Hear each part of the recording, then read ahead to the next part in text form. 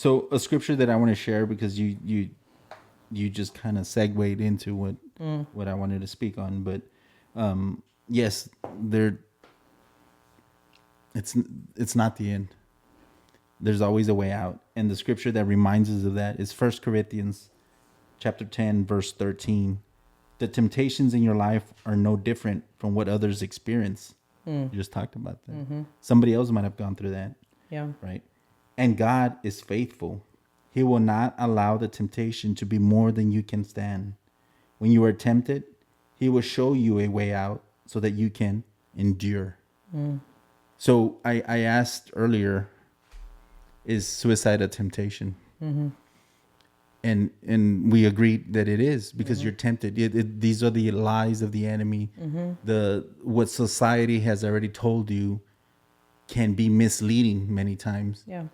And it's everything that we see out there on the internet, on the news, on the movies is not always real, right? That's not what reality is. So we get fed these lies, and we have this imagery in our head that what we think it should be or should, and we confusion can come into play here, right?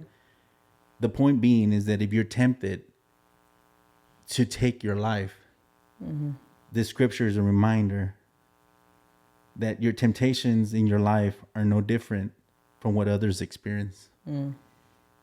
So if you lost a lot of money, we saw that during the collapse of Enron, big corporation, they were scheming money. A lot of people lost a lot of money.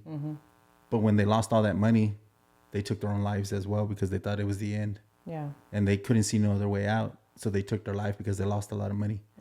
I guarantee you that that's not, your life is so much worth more than that, what the dollar amount says. You think about, like my friend, these medical bills piling up. There's a way out. There's a lot of help out there. Resources. Programs, Yeah. debt relief programs. You just keep working and make payment plans or whatever. The debt's gonna go away. Yeah. There is a way out. You can think of being bullied. There's resources at school now, counselors. If somebody else is the problem and not you, then go get the help that you need so they can help you navigate through that, because there is a way out.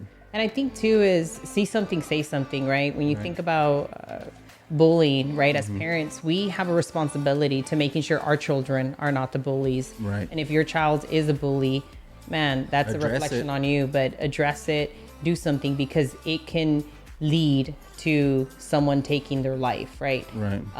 So I just kind of wanted to reiterate that. I think too is, I feel like people sometimes want to just suffer in silence, but we can't. We can't suffer in silence, because the more we talk about it, the more we're able to share our stories and what we're struggling with. Man, there's somebody else that's, on the outside that is going through the same thing. And guess what? You can be that help for them. Yes. That's how we help each other. And I like that you bring that up, because that's my whole point, is that your life is precious. Every single life is precious. God brought you to this earth for a purpose. Yeah. It's up to you to go search and find out what your purpose in life is. But I guarantee you that it's not the end. Yes. And no matter what we face in life, whatever trials can turn into triumph. And the victim becomes the victor. Yes. And your story can be retold so that somebody else is lifted from the pit. Yes. And if you're struggling, if you're having suicidal thoughts, someone, make sure you call 988. That is the suicide hotline. There are people there to support you, to help you, to get you the help that you need, to provide you the resources and information. You can call or text. You can call or text. And they're again, there. You can reach out to us. Yeah. So remember, this is not the end. This is not the end.